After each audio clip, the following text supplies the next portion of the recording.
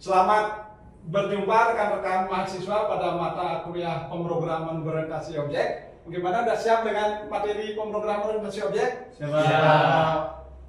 Nah, ini saya sebagai dosen pengampu, perkenalkan nama saya Gusti Ngurah Suryantara. Kemudian sedikit profil singkat saya, S1 di Informatika UPI, kemudian S2-nya ngambil di UBN. Kemudian kegiatan tridharmanya yaitu mengajar, kemudian penelitian, kemudian ada PKM. Kemudian saya juga menulis buku programming diterbitkan di Elekmedia Kompotindo. Nah, itu kurang lebih profil singkat saya. Sebagai perkenalan ya. Ini untuk buku referensi bisa menggunakan Python, bahasa pemrograman era digital. Di situ sudah dibahas mengenai object oriented programming sehingga bisa digunakan sebagai referensi. Nah, untuk di webnya bisa menggunakan buku referensi, yaitu langsung bisa HTML, JavaScript, PHP, dan MySQL. Kemudian di dalam pembelajaran ini kita menggunakan RPS. Nah, capaian pembelajaran mata kuliah ini adalah target yang kita capai di akhir perkuliahan. Inilah disebut sebagai CPMK, yaitu mahasiswa mampu menjelaskan konsep pemrograman berorientasi objek dan contoh implementasinya pada berbagai aplikasi bisnis. Kemudian mahasiswa mampu menggunakan konsep dasar pemrograman yang dapat diterapkan dalam pemrograman berorientasi objek. Kemudian mahasiswa mampu menyelesaikan masalah suatu aplikasi secara kritis dan sistematis dengan menggunakan konsep-konsep orientasi objek yang terintegrasi dengan basis data secara etis. Bisa dipahami ya, rekan-rekan? Bisa. Nah, kemudian materi dalam satu semester ini yang diajarkan apa oleh si dosen? Yang diantarkan setiap sesi pertemuan, yaitu mulai dari konsep pemrograman orientasi objek, kemudian ada abstraksi, pewarisan, kemudian ada banyak bentuk, relasi antar kelas, kemudian penerapan PBO dalam mini project, kemudian baru di ujian tengah semester. Setelah UTS itu ada materi lagi, yaitu basis data, konsep PBO dalam web, kemudian membuat file login, dashboard, dan file master. Kemudian membuat file transaksi, membuat file report, penerapan PBO dalam mini project berbasis web, kemudian presentasi project, kemudian baru UAS. Ada pertanyaan dalam belum ya? Nah, kemudian komponen penilaiannya adalah syarat untuk mengikuti UTS dan UAS minimal kehadiran rekan-rekan itu harus 75%, jangan kurang. Tidak boleh kurang dari itu kan, supaya pembelajaran itu optimal, baik teori maupun prakteknya. Bobot penilaian itu adalah ada teori dan praktek itu 30%, kemudian UTS 30%, kemudian UAS 40%. Ada pertanyaan seperti sini? Belum. Ini konsep pemrograman berorientasi objek ya. Pertemuan ke-1 yaitu pada setiap minggu atau pertemuan berikutnya itu memiliki namanya sub CPMK, adalah pembahasan setiap pertemuan, yaitu per minggunya apa yang akan dibahas. Nah, untuk materi hari ini kita akan membahas mengenai mahasiswa mampu menjelaskan pengertian dan konsep pemrograman berorientasi objek. Materinya pada sesi ini adalah ada pendahuluan, kemudian pengenalan berorientasi objek, sejarah singkat pemrograman berorientasi objek, perbedaan dengan non-objek, mengenal objek. Sampai di sini ada pertanyaan? Belum ada ya? Bisa dipahami ya? Inilah yang akan kita pelajari dalam satu sesi atau per minggunya nanti ada lagi seperti ini sub CPMK. Sampai di sini bisa ya? Bisa Mas. Saya lanjutkan. Nah, di sini pendahuluan kita. Di dalam pemrograman berorientasi objek ini berbeda dengan paradigma konsep terstruktur gitu ya, atau kita sebut sebagai non-objek. Sebelum kita bahas lebih detail mengenai apa perbedaannya, mari kita lihat dulu objek oriented ini. Pemrograman berorientasi objek dapat diterapkan dalam pengembangan aplikasi desktop, mobile, dan lainnya. Ya, jadi ada di web. Ini bahasa pemrograman juga harus mendukung gitu. Ya, jadi bahasa pemrograman era modern hampir semuanya sudah mendukung konsep berorientasi objek. Nanti kita lihat apa yang harus didukung seperti abstraksi, pewarisan, enkapsulasi, dan polimorfisme. Itu harus didukung oleh bahasa pemrograman. Baru bisa powerful untuk implementasi mengenai object oriented programmingnya. Nah, kemudian pendekatan pemrograman berorientasi objek mengadopsi pendekatan dunia nyata, di mana semua adalah objek. Ini paradigma yang membedakan dengan model struktur atau non-objek. Misalkan dalam ilustrasi di materi ini, misalkan ada objek mobil. Objek mobil ini bisa saja memiliki turunannya lagi, misalkan jadi di mobil balap dan lain-lainnya. Jadi ini disebut sebagai turunannya. Gitu. Jadi paling tertingginya adalah kelas induknya, di sini turunannya atau anak-anaknya. Nah, ini bisa nanti kita pelajari pada sesi-sesi berikutnya. Ini sebuah ilustrasi biar memudahkan kita mengerti, memahami bagaimana object oriented itu diadopsi dari konsep dunia nyata. Sampai di sini bisa dipahami? Ya, kalau ada yang tidak dipahami, bisa angkat tangan kapanpun untuk bertanya. Dalam membuat program, bisa menggunakan konsep non-objek dan berorientasi objek. Di dalam konsep non-objek seperti prosedural, fungsional, dan lainnya ya. Nah, ini dapat kita golongan menjadi non-objek. Sedangkan pada konsep berorientasi objek menekankan pada membuat kelas dan instansasi kelas menjadi objek. Ini esensi pentingnya di dalam paradigma objek oriented. Kemudian semua data dan fungsi dibungkus dalam kelas atau objek. Inilah yang menjadi esensi dasar dari object oriented programming. Sampai di sini bisa dipahami ya. Jadi ada perbedaan paradigma. Nanti kita lihat perbedaannya di mana antara non-objek dan orientasi objek. Nah, pada konsep pemrograman non-objek, penelusuran program bersifat top down. Artinya dari atas ke bawah kita telusuri program itu secara per baris statement, kita dapat logiknya, maka disebut sebagai top down. Kemudian di dalam non-objek, pemecahan program yang begitu besar ke dalam subroutine atau prosedur atau fungsi, maka disebut sebagai tekniknya dekomposisi. Sampai di sini paham ya? Nah, teknik dekomposisi yang menjadi ciri dari konsep pemrograman prosedural dan fungsional. Nah, itu perbedaannya. Jadi antara fungsional dan non-objek itu kita golongkan menjadi satu paket aja untuk memudahkan, yaitu non-objek dengan berorientasi objek. Kalau berorientasi objek, dia mengadopsi dunia nyata. Nah, ini sejarah singkatnya, kita harus tahu juga sejarah daripada perkembangan konsep berorientasi objek. Pertama kali dikemukakan gagasan konsep orientasi objek ini sekitar tahun 60-an. Ya. Nah, dua orang pakar di bidang objek oriented yang mengemukakan ini adalah yaitu ada Ole Johandal dan Christian Nigel dari Oslo, Norwegia. Nah, ini tahun di mana konsep objek oriented programming ini mulai diperkenalkan. Gitu. Kemudian berkembang terus sampai sekarang. Sampai di sini bisa dipahami ya sejarah singkatnya dari ada Simula, kemudian tahun 70-an ada Smalltalk dan lain-lainnya.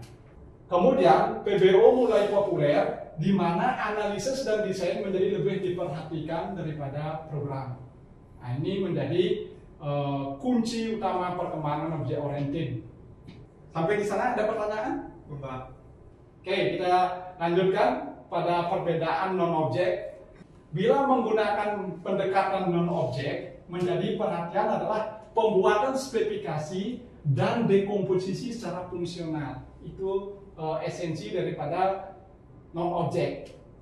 Sedangkan pada pendekatan berorientasi objek, menekankan pada saat melakukan identifikasi objek dari domain aplikasi, kemudian pembuatan metode yang sesuai. Ini yang membedakan. Kalau di structure, dia membuat berdasarkan kasusnya apa, kemudian solusinya seperti apa. Tapi di dalam objek oriented, kasusnya apa, kemudian identifikasi dulu yang menjadi kelas apa, yang menjadi atributnya apa, kemudian menjadi metode apa. Perbedaannya di sana.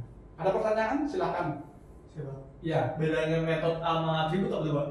Nah, perbedaan antara metode dan atribut itu adalah metode dan atribut. Atribut di dalam konsep pemrograman structure atau kita sebut sebagai non-objek ada. Masih ingat dengan variabel? Masih ya. Nah, jadi atribut ini semacam variabel membawa nilai. Sampai di situ paham ya? Kemudian metode inilah behavior atau tingkah laku daripada si objek atau si kelas.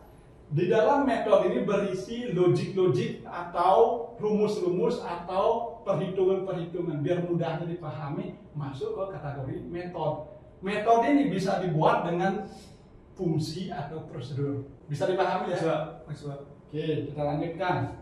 Kemudian mengenal objek. Nah, ini menjadi salah satu esensi dari objek oriented. Di dalam mengenal berorientasi objek ini kita identifikasi dulu kelasnya apa, atributnya apa, metodenya apa. Jadi paradigmanya seperti itu. Jadi ada kurang lebih 3 fase lah ya. Kelas, atribut, metode. Fase berikutnya baru instansi kelas menjadi objek. Kita lanjutkan dulu. Pada pemrograman berorientasi objek, memahami objek merupakan hal yang penting. Objek ini bisa seperti mobil atau program. Nah, kalau objek seperti mobil dapat dikategorikan sebagai objek nyata. Kalau program dapat kita kategorikan sebagai objek tak nyata. Bisa dipahami di sini ya? Oke. Objek dalam dunia nyata dapat berupa komputer, televisi, mobil, motor, manusia, dan lain-lainnya. Itu objek di dalam dunia nyata.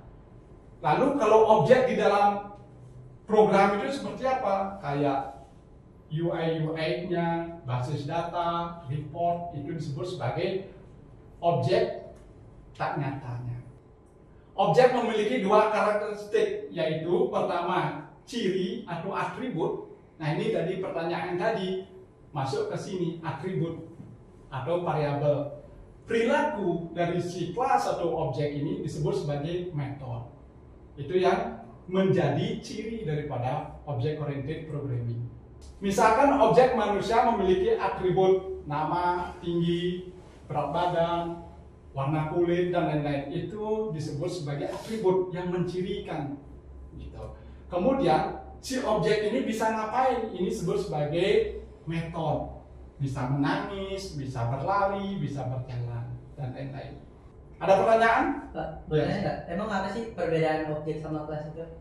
Oke, perbedaan objek dan kelas kebetulan ilustrasinya ada di sini nih. Kalau kelas adalah blueprint cetak birunya, sedangkan objek hasil instansasi kelas menjadi objek. Jadi objek ini biar mudah dipahami kayak wujud nyatanya. Cetakannya itu disebut sebagai kelas. Wujud nyatanya adalah objek, maka disebut dengan instansasi kelas menjadi objek. Biar mudah dipahami, kelas ini seperti cetakan kuenya. Gitu. Objeknya adalah kuenya. Bisa dipahami ya? Kalau cetakan kuenya bulat, maka objeknya juga bulat hasilnya.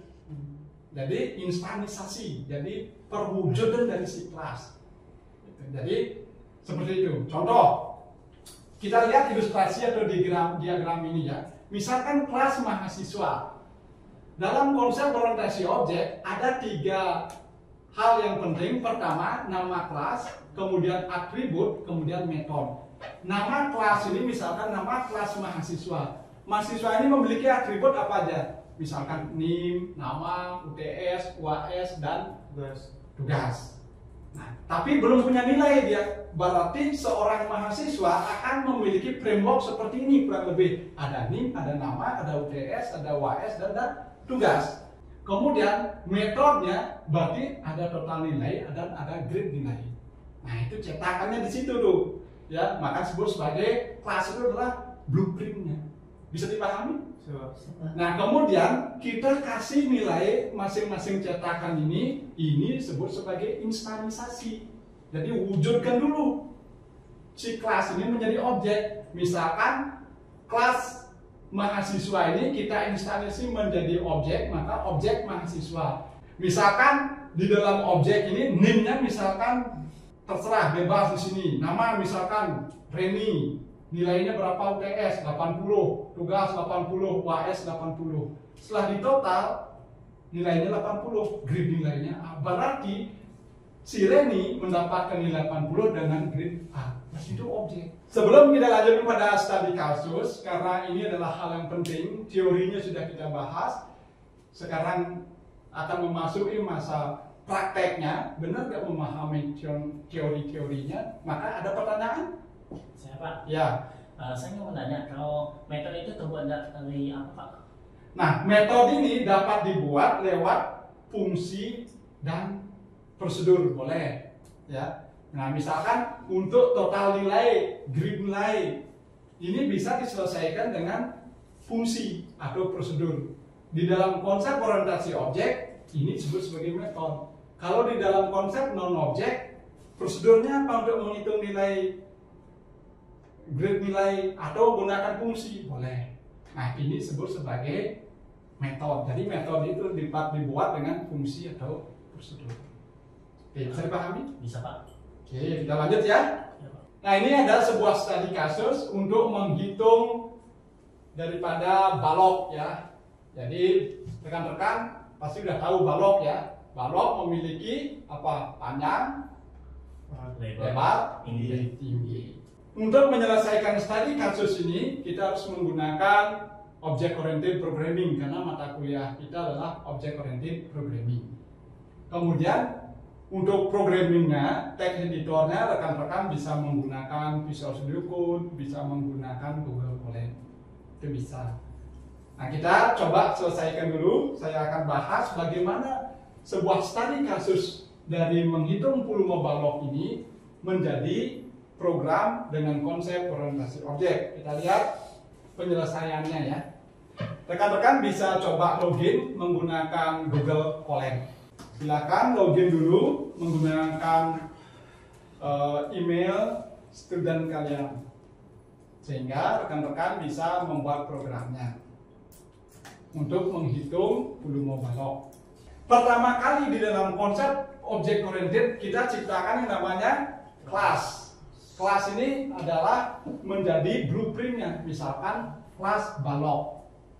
Kemudian kita inisialisasi ya parameter atau parsing nilainya nanti ke atributnya. Maka parameternya ini di dalam balok ini memiliki apa aja tadi kita sebutkan? Panjang, lebar, dan tinggi. Nah, ini menjadi inisialisasi nilai awal. Bisa memiliki nilai, bisa kita empty-kan dulu. Jadi kosong karena dia entry-kan dari keyboard misalkan. Tapi beri nilai langsung boleh, karena variabel bersifat membawa nilai. Seperti pertanyaan temannya tadi. Nah, jadi di sini kita inisialisasi yang menjadi pembawa nilainya atau parameternya. Kemudian kita buat atributnya. Di dalam menghitung volume balok ada panjang, lebar, dan tinggi. Si atribut panjang, lebar, dan tinggi ini akan mendapatkan nilai dari parsing nilai dari inisialisasi ini di parameter ini. Sampai di sini bisa dipahami? Pak, saya mau nanya Pak. Ya. Self ini itu fungsi buat apa Pak? Nah, self ini dia mengacu pada dirinya sendiri. Ya, artinya masih mengacu pada nilai pada parameter di sini. Gitu. Nah, nilai yang ada di atribut ini bisa diberi langsung nilai di sini, ya, bisa, atau dikirimkan nilai dari parameter yang akan dikirim. Panjang berapa sih? Maka dia kirim lebar di sini. Dia akan mengacu pada dirinya sendiri di dalam kelas itu. Bisa dipahami ya? Nah, setelah dia membawa nilai, si parameter ini atau yang dikirim ke atribut, maka kita selesaikan metodenya. Untuk menghitung volume balok, maka panjang kali lebar kali tinggi. Nah, di dalam membuat metode, tadi penjelasan saya kalau masih diingat, bisa diselesaikan dengan fungsi atau prosedur. Mau menggunakan fungsi boleh, mau menggunakan prosedur boleh. Nah, sekarang kalau menggunakan fungsi harus ada value yang dikembalikan, karena itu yang menjadi ciri khas fungsi, return value-nya. Kalau tidak ada return value, maka itu adalah prosedur. Bisa dipahami perbedaannya? Bisa. Oke, nah sekarang dalam menghitung volumonya ini kita mendeklarasi fungsi dengan inisialisasinya def. Nah, atau keywordnya def, kita mendefinisikan fungsi hitung volume. Bila ada return value-nya, maka ini adalah fungsi. Karena di Python yang membedakan antara prosedur dan fungsi, keywordnya memang sama, def di sini, nama metode prosedurnya apa. Tapi kalau fungsi ada return value, kalau prosedur tidak. Itu aja yang membedakan. Jika kelas sudah kita buat dengan atributnya, metodenya juga sudah kita buat, maka di main program tahap berikutnya adalah kita menginstansiasi kelas menjadi objek. Karena kelas ini adalah frameworknya, objeknya adalah wujudnya. Nilai yang didapatkan untuk panjang, lebar, dan tinggi diparsing dari nilai yang dikirimkan lewat parameter yang ada di kelas itu atau di inisialisasi. Nah, nilainya ini didapatkan dari inputan keyboard. Misalkan panjang, si user akan masukkan berapapun boleh, lebar bebas, tinggi juga bebas. Kemudian setelah kita inisialisasi nilai awalnya, nah ini akan dikirim ke parameter. Kemudian instansasi kelas menjadi objek. Nama kelas kita adalah balok. Maka objeknya boleh apapun namanya. Balok misalkan. Misalkan nama kelas kita adalah balok, di objeknya adalah balok juga. Python membedakan huruf besar dan huruf kecil. Nah, maka di sini balok yang huruf besar ini dianggap berbeda. Nah, sekarang kita lanjut pada membuat main program atau program utama. Di sini proses melakukan instansasi kelas menjadi objek. Di dalam kelas tadi kita memiliki 3 nilai atribut yang akan diparsing nilainya. Kebetulan di sini mendapatkan input dari keyboard. Maka panjang mendapatkan nilai dari entry keyboard. Lebar dapat nilai dari entry keyboard oleh user. Tinggi juga seperti itu. Selanjutnya, pasal berikutnya adalah di dalam konsep orientasi objek adalah menginstansasi si kelas ini menjadi objek. Di Python dia bersifat case sensitive, jadi huruf kapital dan huruf kecil dibedakan. Yaitu di sini nama kelasnya adalah balok. Kemudian objeknya balok juga, yang membedakan mana huruf kapitalnya. Kemudian memiliki parameter panjang, lebar, dan tinggi. Maka dipanggillah metodenya di sini. Setelah diinstansasi, maka volume sama dengan nama kelasnya apa, balok. Kemudian kita panggil si metodenya hitung volume. Nah, ini sudah bekerja di sini si metode. Kemudian hasilnya dicetak. Sampai di tahap ini ada pertanyaan? Belum ya? Bisa dilanjutkan ya? Nah, kemudian main programnya dipanggil. Ya, ini cara memanggil main program di Python. Jika tidak ada pertanyaan, ada pertanyaan? Tidak ya? Silahkan dibuat programnya. Saya akan memantau membuat programnya. Saya kasih waktu untuk ngetik programnya. Oke, silahkan dibuat dari kelas. Kemudian atributnya apa? Kemudian metodenya apa? Jika ada kendala bisa bertanya ya. Ingat, tahapan di dalam objek oriented itu adalah membuat kelas, kemudian deklar atributnya, kemudian buat metodenya. Kemudian instansasi kelas menjadi objek. Nah, ini sudah bisa membuat kelas dengan atributnya.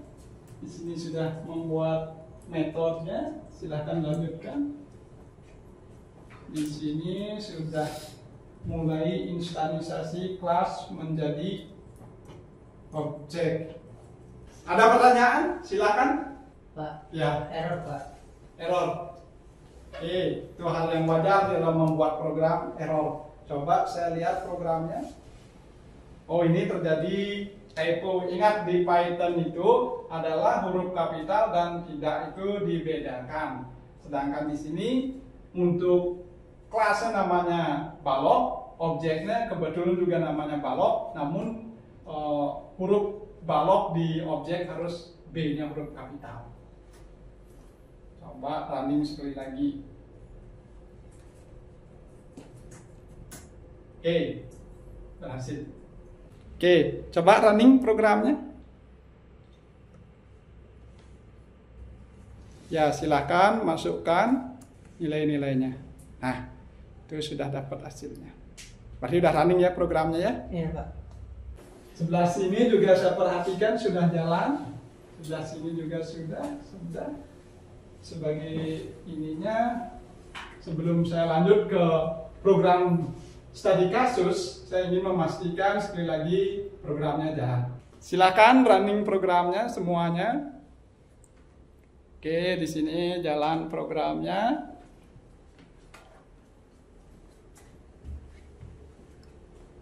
Oke, jalan. Oke, jalan semua ya. Setelah saya periksa tadi dengan keliling, melihat apakah programnya sudah bisa dibuat dengan baik dan running, saya lihat hasilnya sudah jalan semua. Nah, sekarang untuk membuktikan rekan-rekan makin memahami konsep object oriented programming ini, ada sebuah studi kasus yang rekan-rekan harus selesaikan, yaitu latihan mandiri. Studi kasus ini adalah menghitung luas segitiga. Rumusnya adalah luas sama dengan setengah kali alas kali tinggi. Rekan-rekan sudah tahu itu rumusnya secara umum. Nah, sekarang bagaimana paradigma object oriented programming ini diimplementasikan untuk menghitung luas segitiga.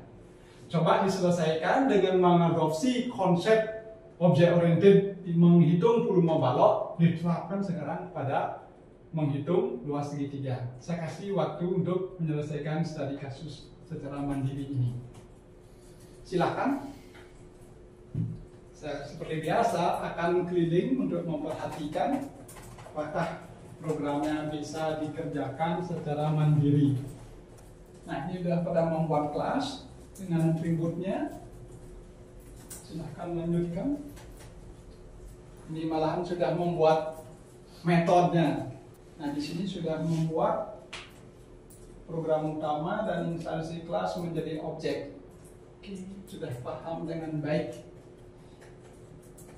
Nah, sekarang coba disiapkan untuk di running programnya. Saya akan cek satu-satu untuk melihat apakah ada yang error atau tidak. Oke, coba di running hasilnya.